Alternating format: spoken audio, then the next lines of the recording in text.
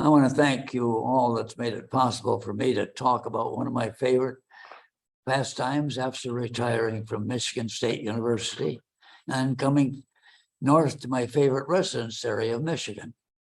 The title of my presentation is the Northwest Soaring Club of Frankfort from 1988 to 2001.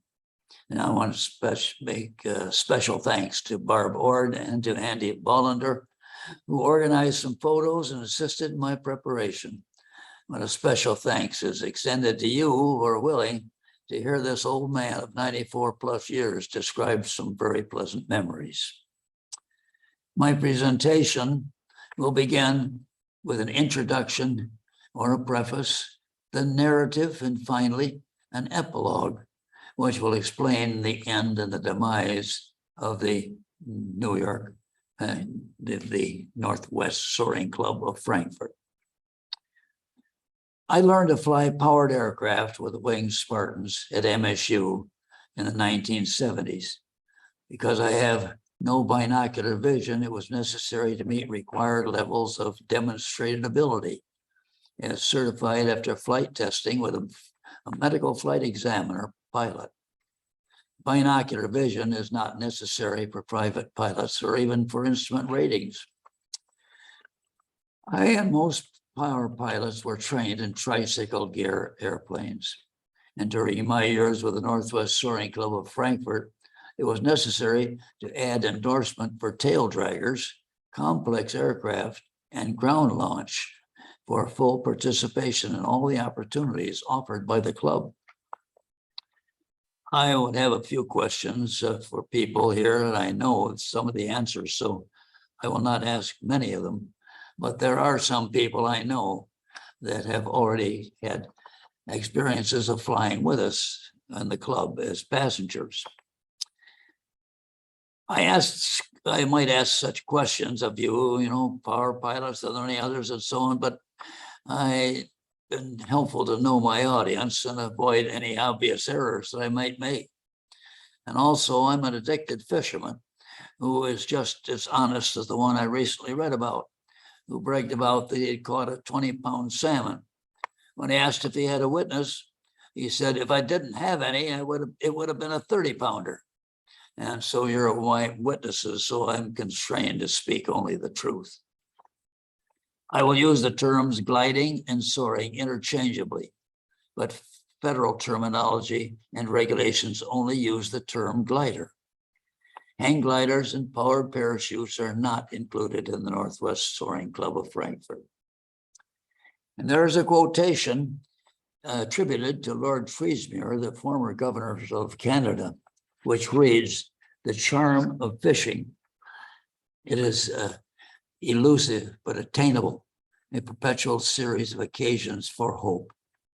And so too, I would apply the same to the art of soaring, elusive but attainable, a perpetual series of occasions for hope, for finding sources of lift to give many minutes and even hours of continuing joyous flights.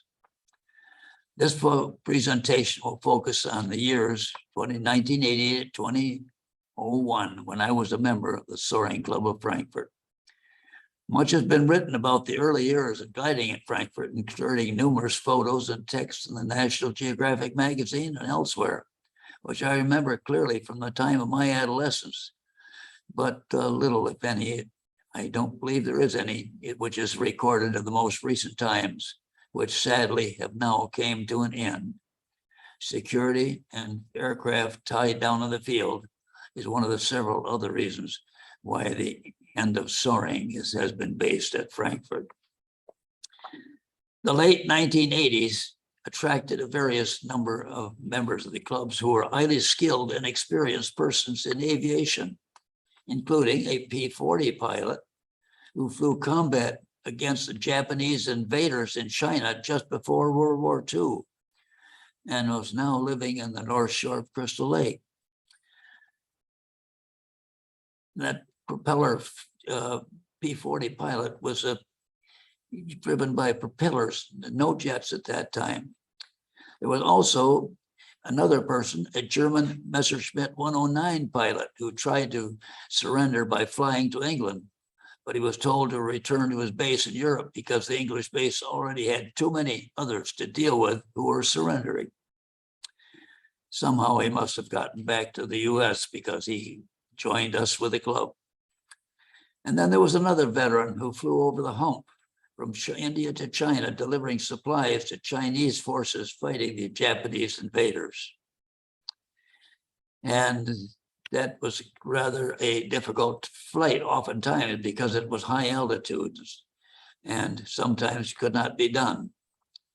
A Northwest Airlines 747 captain, and another person who joined our club, and he regularly made nonstop flights across the Great Circle Route to and from Detroit and Japan.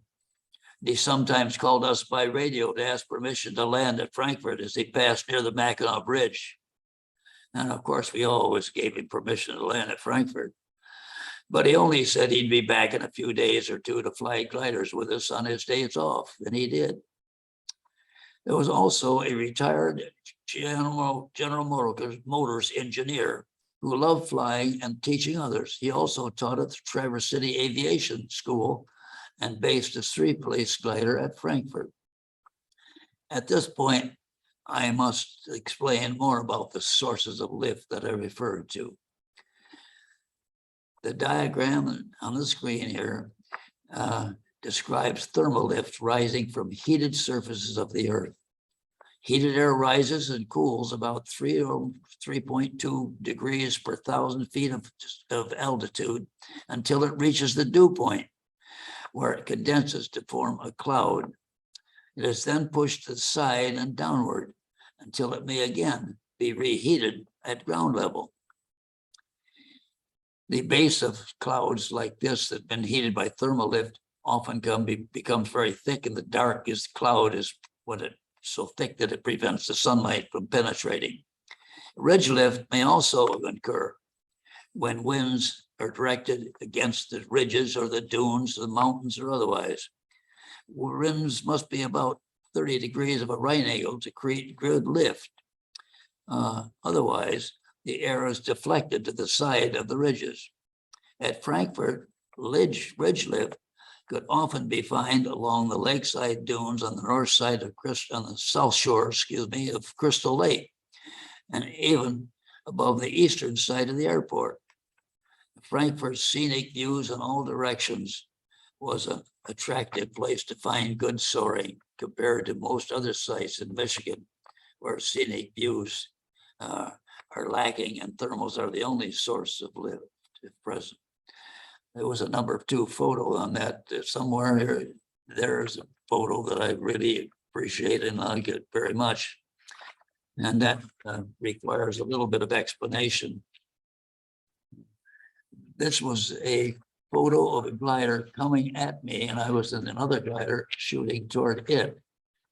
Shooting the picture, you see the Betsy Lake and the Frankfort Piers in the distance there, and the dune just closer and below. This happened in the fall of the year. It could only happen then when the land had frost overnight, but the water was still warm. And that meant that the thermal could rise from the heated water, but not from the land. It could only happen when that happens in the late fall. Let me progress further. My membership was during a period of time which was very active, with an average of 60 members, who paid $200 for membership and a small monthly fee. All members were required to assist in the multiple tasks of assisting passengers, climbing in and out of gliders, fastening seat belts, hooking up and checking tow ropes, and then for offering glider rides to paying passengers if they were licensed and approved to do it. A typical morning in the summer with good weather started around 9 a.m. in Frankfort, with a tow pilot pre-flighting and checking all levels, oil levels, looking for bird nests which may have been built overnight under the cowls. Yes, I did find one when the tow plane had been tied down overnight and the engine was warm.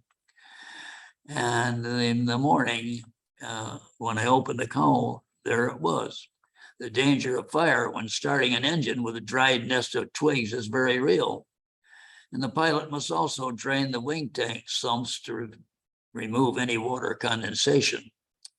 Other checks must also be made, examining hitches of all exterior movable control surfaces and the propeller for any nicks or abrasions. Other members perform pre-flight checks on the gliders, removing control locks and ailerons and rudders, and checking tow ropes before moving them into place near the line for use. For most of these years, the club had 2 to 3 in-flight instructors and several club-owned gliders. Also had a winch tow truck and several tow planes. Ground school training was also available by including written test exams if needed from a highly competent pilot and retired GM engineer I already mentioned, who taught at the Traverse City Aviation School. The incentive for members to become licensed was to enjoy free soaring paid by passengers. The winch tow and truck deserves some explanation. There's the Frankfort airport photo from above. You have it there beautifully, and thank you. And it was used to substitute for launching gliders by aerotow. It was done with a large drum about 3 feet in diameter with armored wire cable, which was attached to a glider and rapidly hauled inward for launch. It's best illustrated by my use of a balsa wood glider model. And the launch area was apart from the tow runway and it only allowed about 700 feet of cable to be extended because otherwise it might fall across the normal runway of the airport. So usually this 700 feet was insufficient to lift the glider high enough to find any source of lift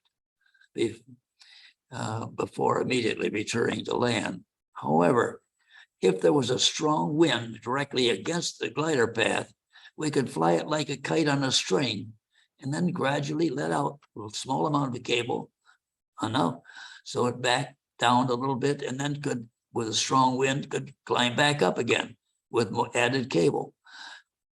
Drop it out, drop it back, raise it up just like a kite. And then oftentimes the pilot could release and go and find other sources of lift on his own.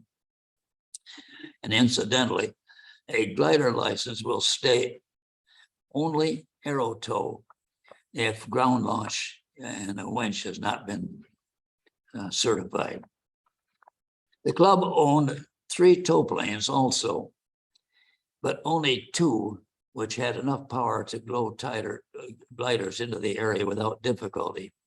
These were the former Piper Pawnee agricultural sprayer, as with a bin already removed, and my favorite, a Cessna Bird Dog military observation plane, which was very stable in the air, required careful handling on the ground. A Citabria was underpowered, greatly underpowered, rarely used when better tow planes became available. The students needed training and practice in boxing the tow, experiencing stalls and recovery. And I mentioned roller coasters. I don't think I mentioned that, but the stalls are interesting because you could just raise the nose, and when the aircraft stalled, it just dropped down and became a roller coaster, up and down if you wish. And these skills, boxing tows and stalls and all that, usually required considerable practice.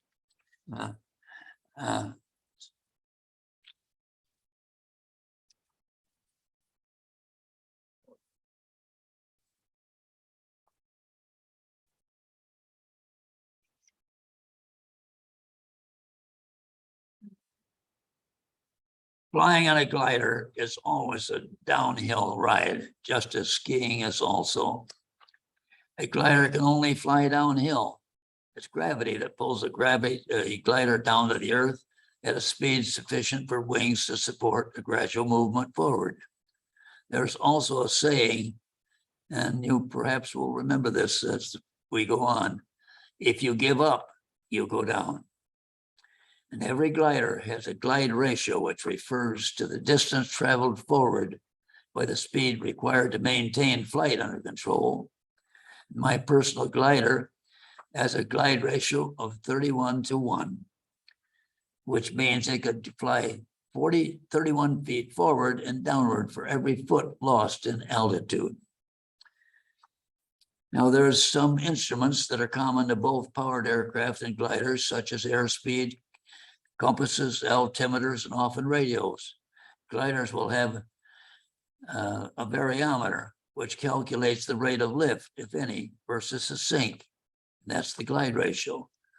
In effect, if the glider sinks at 1 foot while moving forward 31 feet, but it passes through airs that lifts the glider at 500 feet a minute, the gain in altitude will show an upward rise of 300 feet. That's on the variometer. Gains of up to 500 feet or more are usually called boomers, and they're sought on every flight. And for cross-country badge attempts, I must also include a recording altimeter called a barograph to prove no landing was made from start to finish if any badge flights is attempted. Gliders also will have a simple indicator, first used by the Wright brothers at Kitty Hawk. It is a piece of string called a yaw string mounted outside the glider and ahead of the pilot, which is very useful. It indicates that if the glider is skidding around a turn, the Wright brothers found that this was a problem because they were losing altitude if they did not compensate for it. So the yaw string was decided and developed to prevent that inefficient sliding. The yaw string must be aligned directly with the aircraft as it moves from nose to tail along that long axis. If that is done, it follows a very efficient turn without loss of much altitude.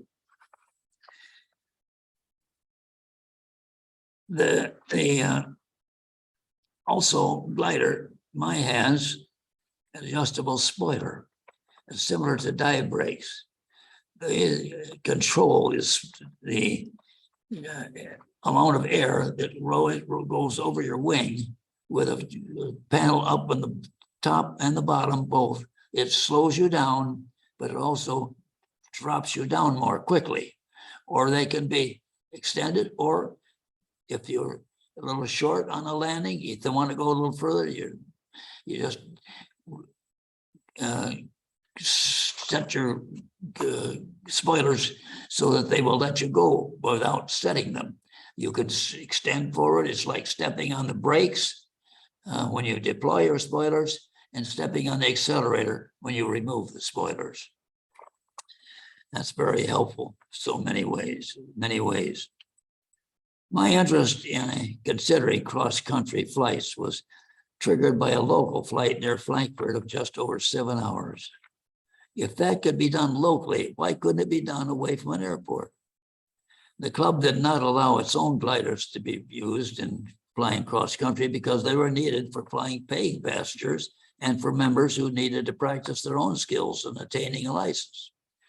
Consequently, I was the only one of two who owned both a glider and chose to earn certified level of performance. The other discontinued after 2 failed attempts.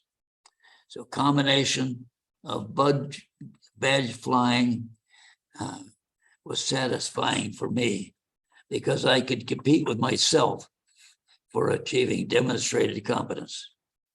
Competition was not very attractive because failure was too often when I tried it for myself, but I was not ever an athlete in any sense of the word.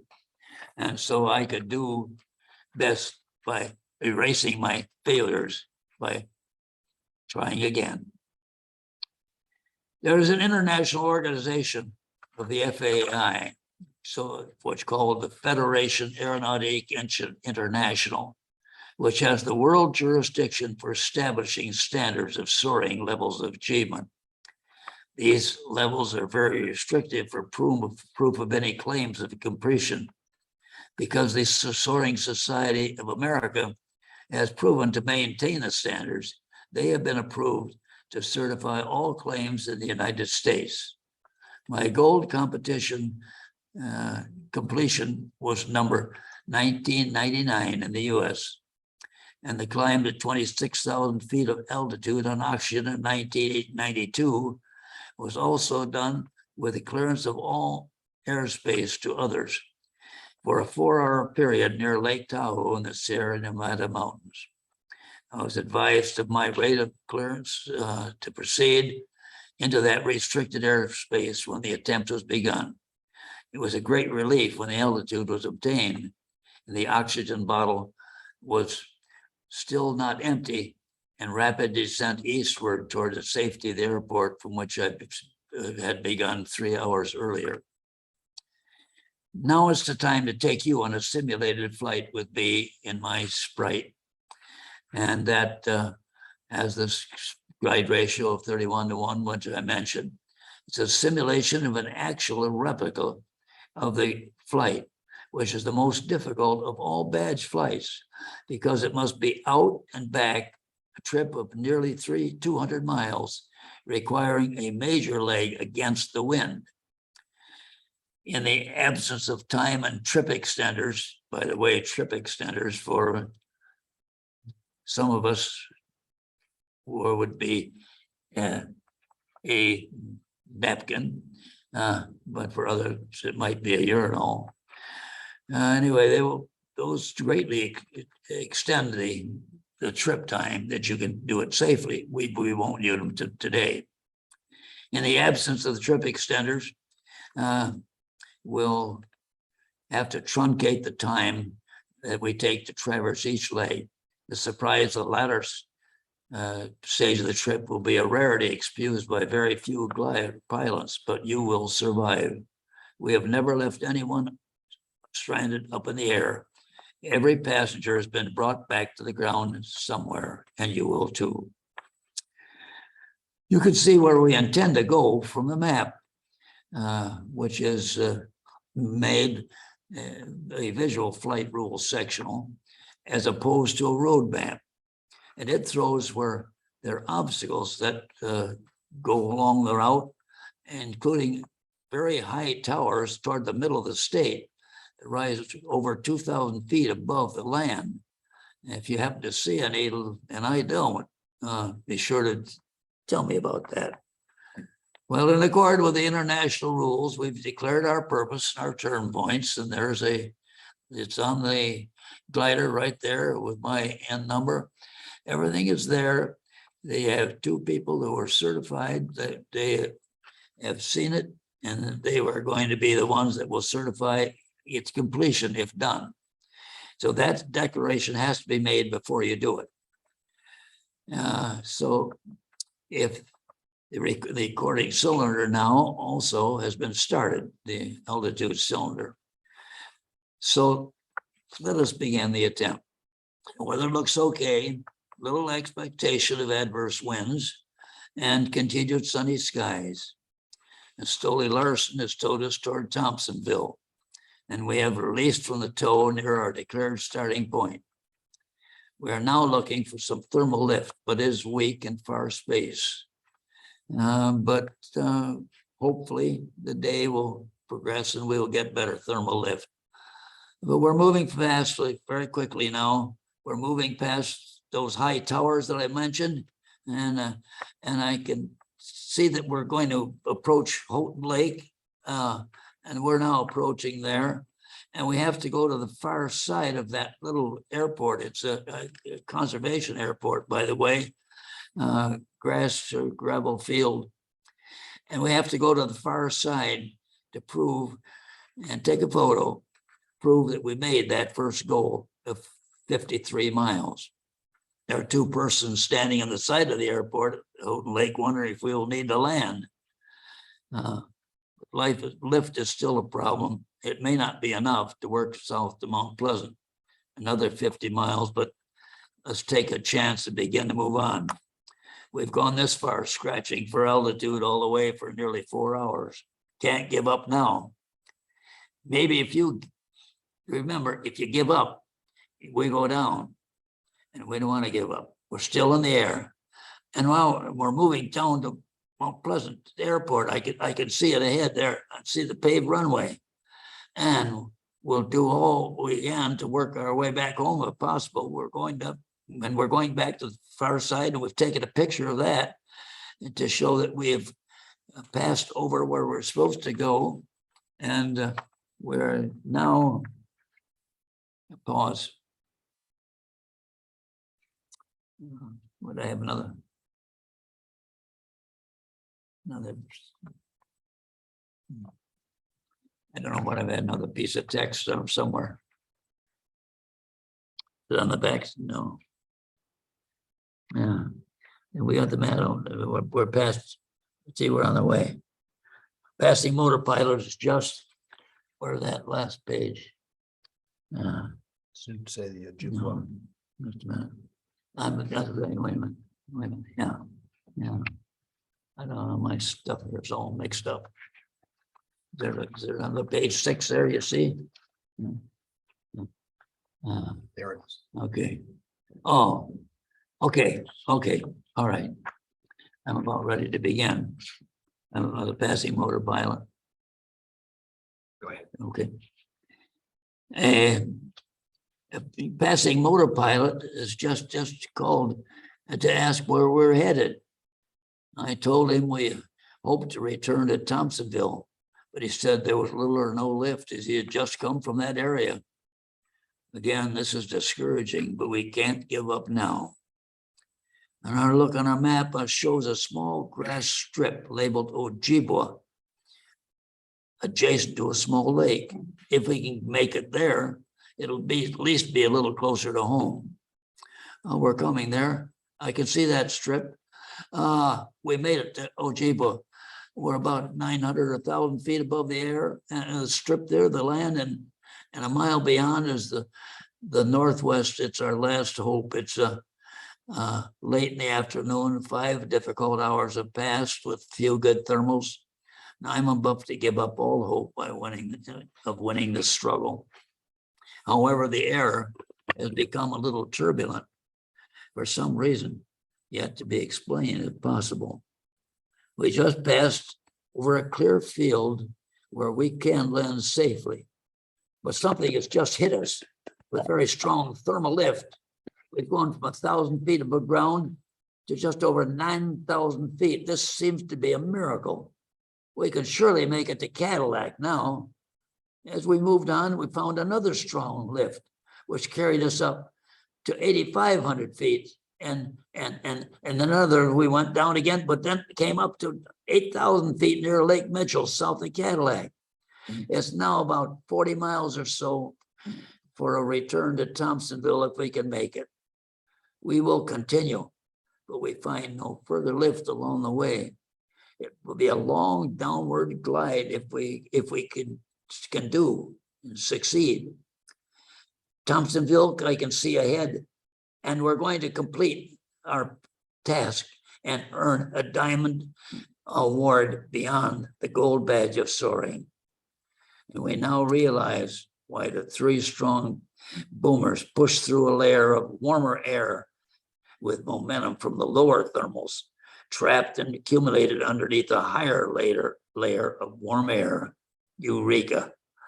We found an explanation for a miracle, and this was surely a gift from the heavens. We are home safely. About the end of the season, a medical exam for my license indicated that I had passed, but an echocardiogram was suggested. This was done and showed a mitral valve leaf had detached from the other 2 leaves. The cardiac surgeon advised that he would try to repair the valve if possible, but a pig valve was also agreed if needed. open heart repair was successful. But weeks of rehabilitation was needed to heal the chest incision. My wife and I took a several-week trip to the Upper Peninsula at our leisure. Upon return, we stopped near the Frankfort airport and amazed to see that strong wind damage to the airport and the buildings had just occurred. In my absence, the club found a very inexperienced tow pilot who had flown our tow plane, the best one, into the trees where it crashed and burned. Also, the airport had just become a legal airport authority and had that designation. The Soaring Club was not possible to function there under the restrictions imposed. Finally, a summary of my personal experience of flying in my logbooks show 3,500 flights in 8 different aircraft, both land and seaplanes, and 1,406 glider flights in 8 different glider models. And I thank you for enduring these minutes describes these busy times at the Northwest Soaring Club of Frankfort and my personal roars of participation as a member and one-time president of the club. Thank you. I don't know if that worked out okay. Yeah, we're great. Hey, can I ask Yes, if you could just stay right where you are? Yeah. And I'm gonna sit over here on this side. Okay. We're gonna do a little extra recording. Okay. And All right. I'll just talk with you, but it's recorded our accounts. Okay. That's okay. All right. So when did you know approximately what year you started flying? In the mid at MSU with the Wing Spartans, it would be in the mid 1970s. Yeah, Okay. I was a prof there, and the Wing Spartans had a club which was great because you could fly for a very, very little cost. Actually, just the cost of the fuel and a little bit of a fee beyond that. And we had several airplanes that we could use that the club owned. Those are mostly the training ones, but we also had access to an instrument glider that was owned by a member of the airport authority. And so that could be used for training and instruments if we got to that point, which I did and enjoyed that very much. I didn't get the instrument rating, but I wanted to know that I could do that. And I passed the precision landing under the hood, and which is kind of exciting when you do all that kind of thing and find out and you pull the hood off, and there it is, the airport. There's the airport, there's the runway. I made it. That's exciting. What did you teach at Michigan State? Well, my major field that I trained in originally was clinical speech and audiology. But I was the director of special education at MSU for the 20 years that I was there in the faculty. So it was more administration and so on. And I did not do any more clinical work at that point, but I learned some lessons by doing clinical work that I would never repeat too. So, yeah. So did you glide and soar in Lansing, or was it? No, only up here. The Soaring Club here was so attractive when I came up. I promised I would quit smoking if I passed my medical for my wife. I tried to quit 3 times before and I never successful. I quit for a little while and I go back. But I promised that and I let everybody know that that's what I was going to do. So I was on the hook there and I was forced to quit. And fortunately, I did and quit at about age 55. So you just started up here after you already had learned. after I got here, I rented an aircraft or 2 from we had a rental here. And I rented it several times and it was a good airplane. But I saw these guys doing this soaring around here and I said, looks interesting. And I tried my very first flight and I got hooked from that point on. You mentioned you had your own glider. I did. One of the reasons that I had that too was because it was not possible to take that off the field. Other gliders off the field. If you want to do some badge work and show that you could compete and compete with yourself, that you could perform this necessary badge requirements. And they required altitude and time and distance and so forth requirements. Almost all of them required at least about a 193-mile trip cross country, plus altitude gains and so on. So that got me hooked, and I found out that I could do it well. I think I had a natural feeling for the glider. It felt very, very easily controlled for me, and I managed to be in the right place at the right time to try badge flights. They worked out for me. What would be a high altitude around here for flying? Around here, I had several times that I was up around 5,000 to 6,000 feet.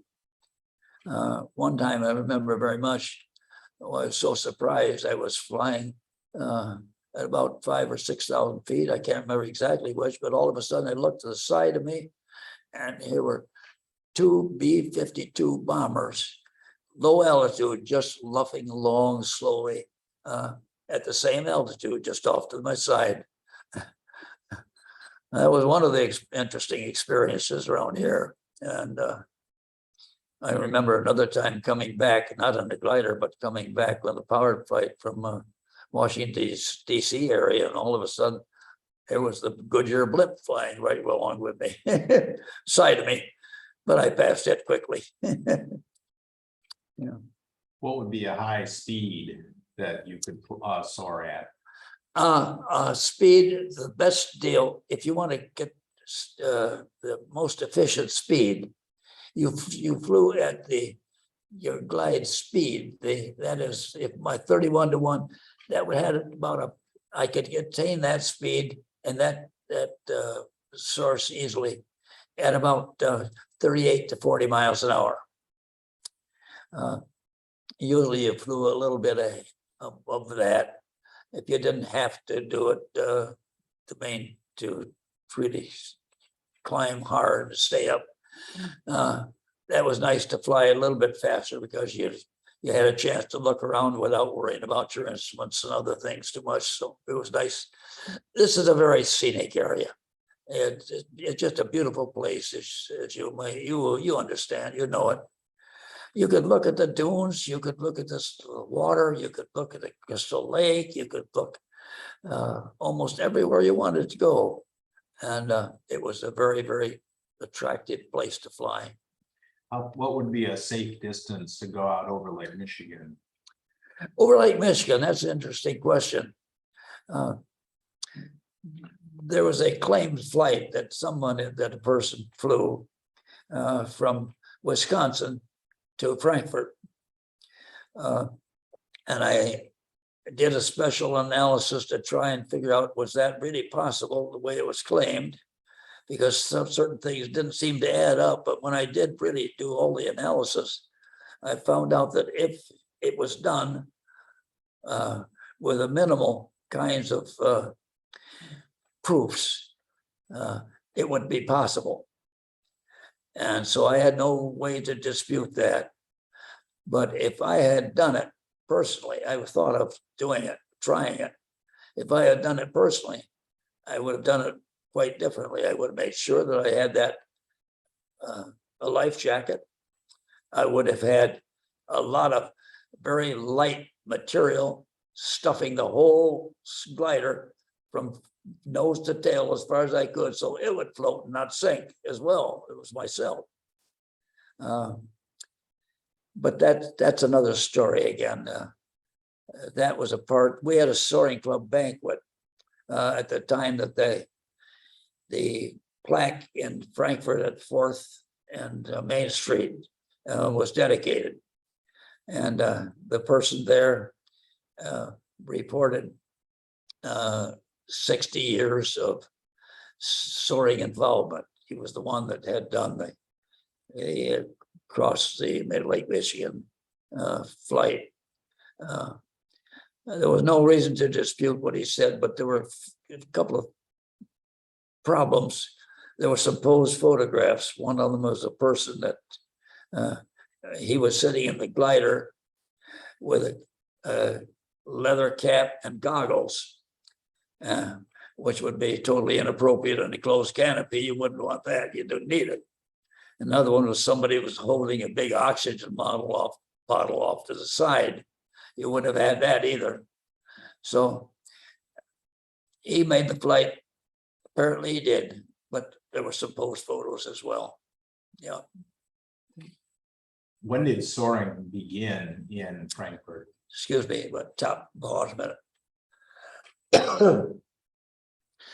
I don't really know when it began here, Frankfort, except that it was well into the into the 30s, early 30s. That's why I limited my time to really think for something about what I know. But what I saw in the National Geographic when I was a kid, I saw a lot of those. They were gliding here from dunes onto lake shore or onto the ice in the winter. But then they'd have to haul it back up again because there were very little, I don't think it was any aero towing at that time. But I always had the dream of flighting. I jumped off the garage with an umbrella onto the concrete basement, a concrete driveway. It didn't work, as you know. It doesn't work. The umbrella turned inside out, but I wasn't hurt. I wanted to build one myself. I couldn't do it. It didn't have the material, couldn't do it. But I built model airplanes. Lots of model airplanes, as many as I could. You fly them at once. If they flew well, then you kind of said, "That's it. I'm not gonna break you. I'm not gonna cause damage to you. I'm gonna save it and look at you."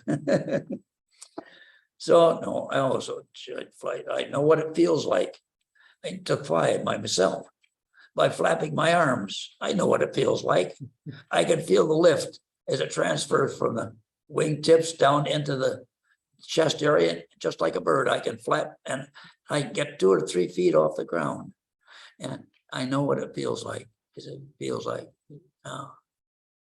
that kinesthesia is still there. No, I loved flying. Well, those are all great memories and really appreciate your sharing them. I have been most fortunate in everything in my life. I have almost nothing that I really want or need to do except take care of my dog. Thank you.